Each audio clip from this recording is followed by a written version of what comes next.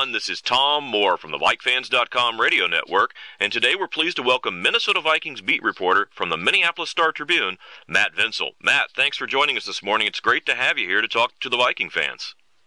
Thanks for having me. Well, Matt, we want to pick your brain today about your impressions of the team when you see them go through their paces with the new players and the coaching staff that's out at Winter Park. Are you ready to get started? Yeah, sure. Let's do it. Great. Well, looking to the defensive side of the ball, Matt, what were your thoughts about Minnesota's apparent last-minute pursuit of Kevin Williams? And the Vikings seem to have plenty of depth on the defensive line. So since they pursued Williams, should we be concerned that the staff thinks Sharrif Floyd can't handle the starting defensive tackle role on a full-time basis? Well, yeah, their interest in Kevin Williams was a little bit surprising because, by all accounts, they had pretty much turned away from him. They let him hit free agency. He was out there for quite a while before he even started making visits. I know he went to the Giants and then the Seahawks and then the Patriots, and then he said that the Vikings were trying to get back into the mix. I think I saw a quote somewhere where he said that he had spoken with Zimmer, and Zimmer said they were looking for leadership.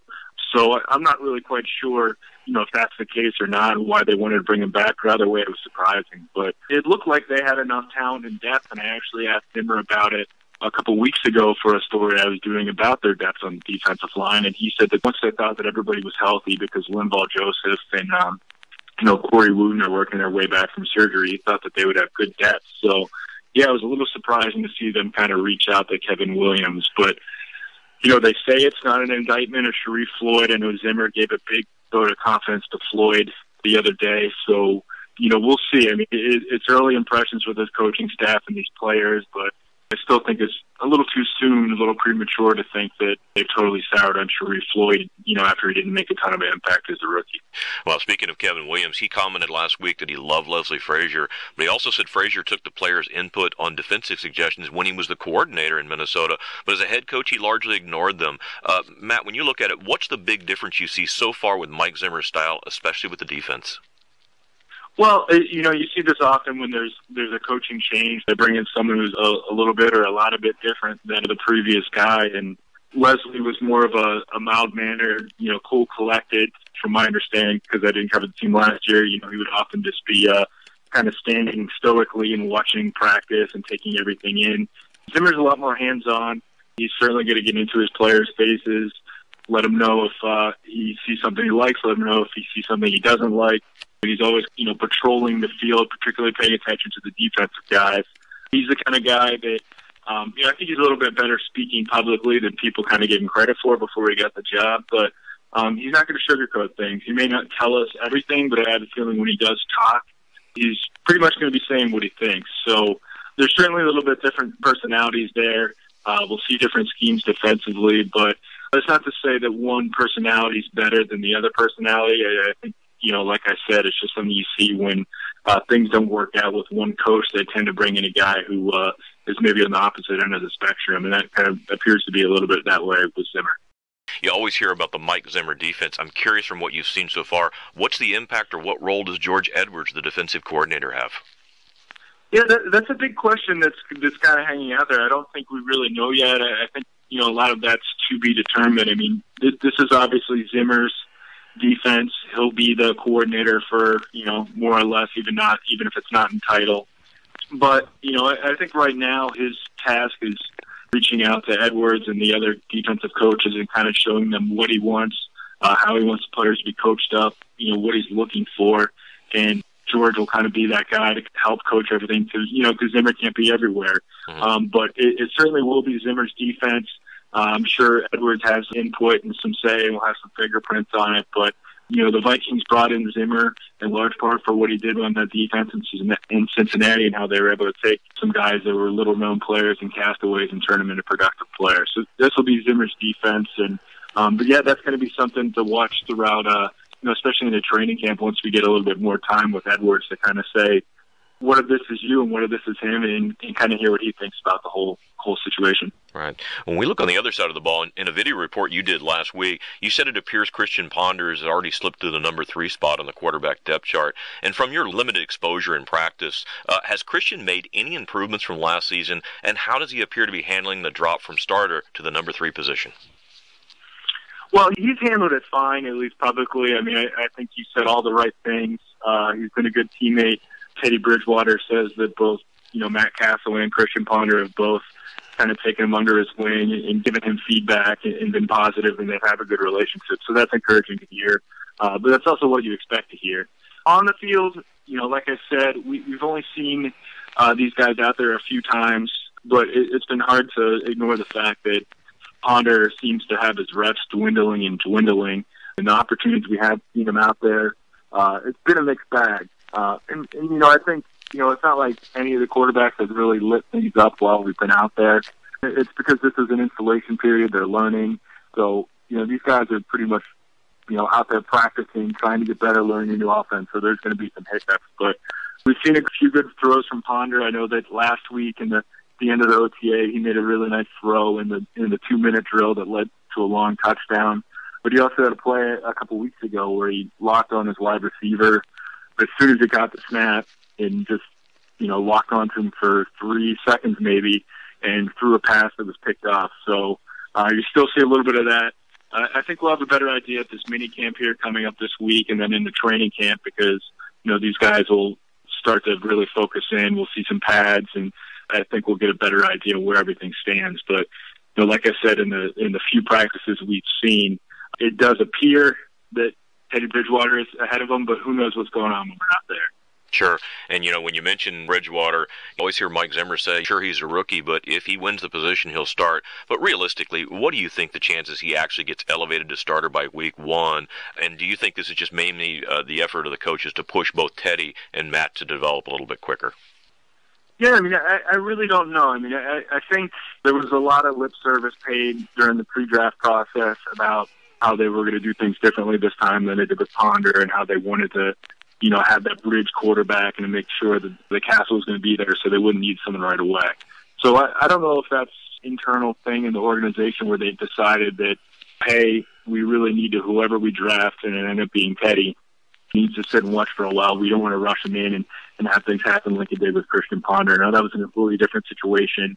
That was coming out of the lockout. They didn't really have a better option at that point than they do now with Castle. But I think anything can happen, though. I think Bridgewater, of all the quarterbacks in this draft, I think he's the most pro-ready. He's got a good head on his shoulders. He's got the right attitude, and he's looked solid so far. I think we've only seen him make 1 interception in the 3 or 4 times we've seen him practice. So, I think it's going to be an open competition. Obviously, Castle, he's got the big first step in the race. It's his job to lose, but I think if I were to guess now, I think we will see Castle in week 1, but who knows when we're going to see Bridgewater because they have a tough start out of the chute.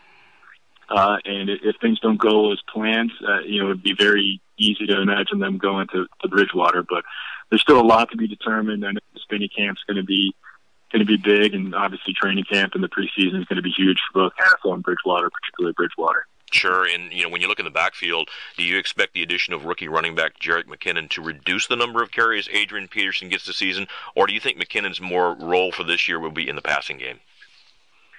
Well, they say ideally the role for him is going to be a third down back. We've seen a lot of them at the OTAs, but the key thing for him, if he's going to be on the field and be a third down back, he's going to have to pass protect, and that's something that he admitted he didn't really do it at all in college because they ran a triple option offense at Georgia Southern. So they weren't really throwing the ball that much. So, yeah, he said it was an adjustment for him going to the Senior Bowl and having to pass protect, and that's going to be something worth watching into the season because they're very comfortable with Matt Asiata. They think he can do a little bit of everything.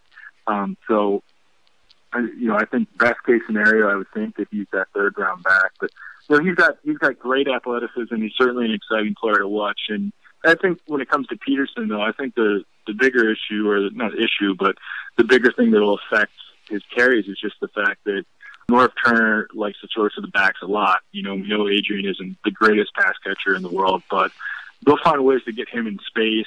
And so maybe his touches won't go down, but, I could see him getting fewer carries and more catches. And, the key thing with that is he's not, hammering between the tackles. If he's out in open field, he's not going to be taking as many of those, that pounding than he would between the tackles. So it's one way to kind of keep him a little bit fresher than it would be just running between the tackles, 325 times.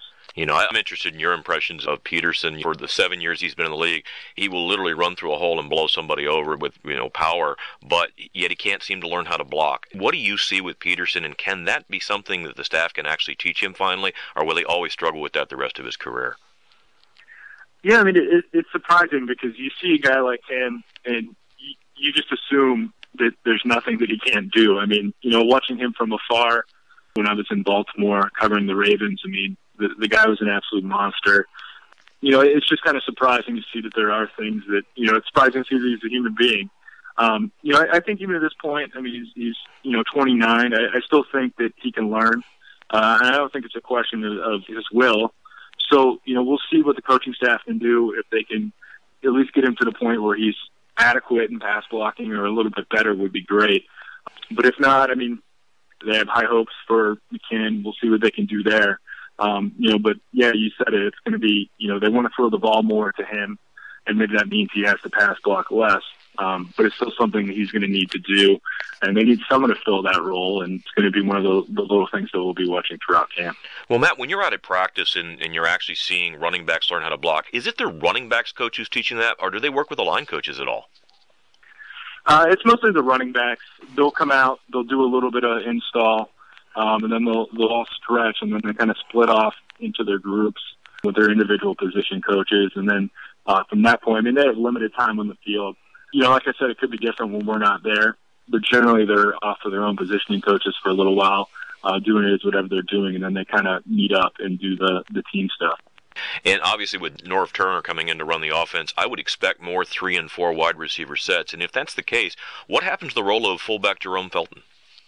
Well, one thing with Norv is I actually wrote about this today, is he really likes using 2 tight end sets. I think that'll be more of what kind of replaces those 2-back sets. Last year in Cleveland, they used, 2 tight end sets somewhere around 30% of the time, which was second most in the NFL, and that kind of goes back with what he did in San Diego. I mean, they had Antonio Gates, but they also had Randy McMichael and other guys kind of serving as that second tight end. We see more and more 3 receiver sets across the league. I mean, that's spiking for every team. It's fun to look at the numbers where things were even 5 years ago, and in terms of usage of the 11 personnel and where it is now. But either way, yeah, it's going to be interesting to see what happens with Felton too. I mean, I don't think there's going to be a scenario where they don't carry a fullback, but it's going to be less and less of a role. I'm sure if teams are using 3 wide receiver sets about half the snaps now, and if they're using a lot of 2 tight end sets too, what's going to be left over for him? And he's typically had more of a single back type offense, or at least in recent years. So that's going to be interesting to see, and also to see how he reacts to maybe a decreased role. But, we see that across the NFL with fullbacks. It's just, there's fewer and fewer carries as teams kind of, spread out defenses and attack them that way. I don't think it's extinct quite yet, the fullback, and I don't know if it ever will be, but certainly it's an endangered species. Right. Well, everyone's excited about Cordero Patterson having an expanded role in the offense, but Matt, does he really have the refined receiver skill sets to be a number 1 receiver in 2014, or will that role really fall on Greg Jennings? It's a good question. I mean, there's no doubt that Patterson is a great athlete, but he did a lot of his damage last year on screen plays and short passes, and we're going to see how he translates to Norv's vertical passing attack. And, I think, Patterson is going to end up being a really good player, but we'll have to see how much he's grown from year 1 to year 2. There's a belief that it takes wide receivers at least until their 3rd year to really blossom. Right. Obviously that doesn't apply to every single person, but he has looked good. We've seen him be more of a vertical passing threat in these camps, a lot of sideline routes, deeper down the field, intermediate. So we'll have to see once things pick up and the defense has a better idea what's going on in training camp, how he's going to fare. But it is nice that, like you said, that they have Jennings. I mean, this guy is, obviously he's a pro. He's a polished receiver. He had a lot of success with Castle last year. You think if Castle's going to be the guy under center, that'll help take some pressure off Patterson as well. But those two, I mean, you put them together, and that's a couple of pretty good wide receivers, throw in Kyle Rudolph, and they definitely have the makings of a pretty good passing game if they can figure out the quarterback situation. Yeah, and as you think about Patterson, it reminds you of when the Chicago Bears tried the experiment of moving returner Devin Hester to their number one receiver spot, and it ended up making Hester less effective on returns and as a wide receiver. So I'm curious, when we look at Patterson, how do you see the Vikings limiting his role on the offense on game days to keep him fresh as a breakaway return threat? I think that remains to be seen, how things are going to work out in the returning game. I mean, if he's obviously at the point where he's a game-breaking wide receiver, I think then that becomes the priority. But, I think they'll still find ways. I don't know if he'll be the returner on every single opportunity. Maybe they'll find ways to kind of ease him in and put him in spots where they need him to keep him fresh. But I think they're pretty smart, though. I think they know all they need to do is get the ball in the guy's hands one way or another. We saw it last year, even with handoffs from under center. So I think they'll find ways. It was one of the things that Rick Spielman said at the scouting combine. He said, the first thing that Norv Turner did was put in 10 plays for Patterson. So they obviously know what kind of player he is, and they know that he needs to be a big part of what they do. But it's going to be really interesting, once the games start here to see exactly how they want to get him involved and take advantage of his talents. Sure. Well, when we jump over to the defensive side again, we hear a lot of rumblings about the linebackers. It's been a weak spot for a while for us. And we've even heard rumors that Chad Greenway might be looked at for a middle linebacker spot. Who do you see as the front runners for those three positions, and who are the most likely personalities to fit well in that Zimmer defense when it comes to the linebacking core? Well, right now we know that one of the spots is definitely for Greenway. Which one, we don't know. I think you would have to pencil in Anthony Barr, the top pick. Now, I know he's been away. He's been, back in school at UCLA because of NFL rules. And also, after the draft, Mike Zimmer said that the starting spot wouldn't be guaranteed for him. But it sounds like they would really like him. They would prefer for him to start. So I think you could probably pencil him in, at least for now. We'll see how everything goes in training camp and how quickly he's able to pick things up. Either way, he's going to have a big role. But beyond that, it really is a question. I mean, right now, they've been working Jasper Brinkley as the middle linebacker with Audie Cole and Greenway. At least that's what we've seen a lot of. But, yeah, it's a good question what's going to happen with Greenway. I think Zimmer's kind of been non-committal about how it's going to work out, and it doesn't sound like they've ruled out that possibility. Especially because in the nickel, he's going to be out there anyways, and say hypothetically they went with Barr and Greenway in the nickel. I mean, Greenway would be playing more of that Mike role anyways. And it's also a question who's going to wear the green dot and the headset on defense, too. Right. Because, ideally it'd be someone who's going to be out on the field the entire time. So that's another thing we're going to have to watch for. I know that they haven't really put him out there, Mike, much, at least what we've seen. But I think it's a situation where they're kind of taking stock of who they have, what guys can do, and I think the preference would be not to have him play there, but they're going to put the guys where they think they're, it's going to be best off for the team. And if it turns out that that's where they feel they need to play Greenway, I don't think they'd have any hesitation doing it. Well, the other day, Coach Zimmer said he's been working with second-year cornerback Xavier Rhodes on being consistently aggressive. And it seemed last year he was the most aggressive press corner we had.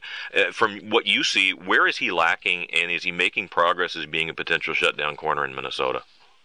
Yeah, I think we're certainly seeing progress. I mean, he had an interception last week that he returned for a touchdown, and he talked about it as something where it wasn't a play. It was a play that he wasn't making a year ago. Basically, he was sitting back a little bit. He anticipated the play well, and he pounced on it. And he said a year ago he would have been second-guessing himself on what to do there. So it's good to see that he's kind of getting over some of the mental blocks of just, being a rookie and maybe thinking out there instead of reacting. But, they have high hopes for him. There's going to be a lot of press man or press coverages and what Mike Zimmer likes to run. So they obviously have high hopes for him. Captain Munnerlyn as well. It's been really fun watching Zimmer run these OTAs. I mean, he pays probably the most attention to the secondary. He'll downplay that because he pays a lot of attention to a lot of things. But that's where he got his background in Dallas. You look at what he did with the Bengals too in their secondary. So he's been paying a lot of attention to them, going around, coaching them up, sometimes with some colorful language. But it seems like all the players really like that, like his style. And it's going to be fun to see, how much Rhodes can grow under Zimmer's tutelage this year. And at the quarterback position elsewhere, Josh Robinson has so much speed and seemed promising in his rookie year until he made the switch over to the nickel slot defensive back last year. And we've heard almost nothing about him during the offseason. How has he looked in the OTAs and minicamp so far, and what role do you see for him on this team? Well, there's a reason you haven't heard much. He hasn't been practicing. I'm trying to remember. I can't think off the top of my head what has been bothering him, but he has been basically without a helmet throughout all these OTAs from what we've seen. I think the expectation is that he'll be fine for training camp. Curious to see what he'll be doing this week, but that's certainly that time not being able to practice could, hurt him a little bit because it's given an opportunity to a guy, Derek Cox, veteran player. He played well for the Jaguars a couple years ago, got himself a nice deal with the Chargers last year.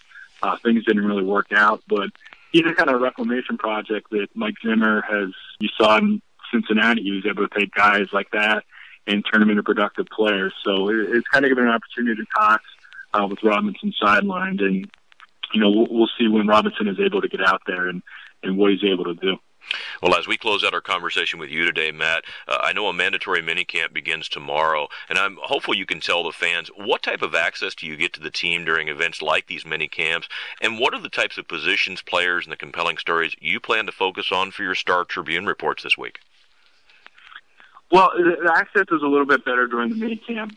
During the OTAs, I think teams, they get to pick and choose when they have everyone out, but I'm pretty sure they're mandated to at least let us out there for one practice a week. Now, the minicamp, it's open to media all 3 days. The practice is a little bit longer, and they're allowed to do a little bit more. So it's going to be a nice little table setter for training camp this week. But we'll be out there Tuesday, Wednesday, and Thursday. Get to watch them practice for a couple hours. Obviously, there's so many storylines, and you asked me so many questions today, and there's still so many things that we don't know the answers to because with the new coach, anything can happen. So I'm really excited to see everything take shape this summer. But obviously, the big thing is the quarterback battle. This will kind of set the stage for the battle in training camp this summer. So we'll see how things go, how the snaps are divided. That's going to be a big emphasis. Another big thing is that Anthony Barr is going to be back.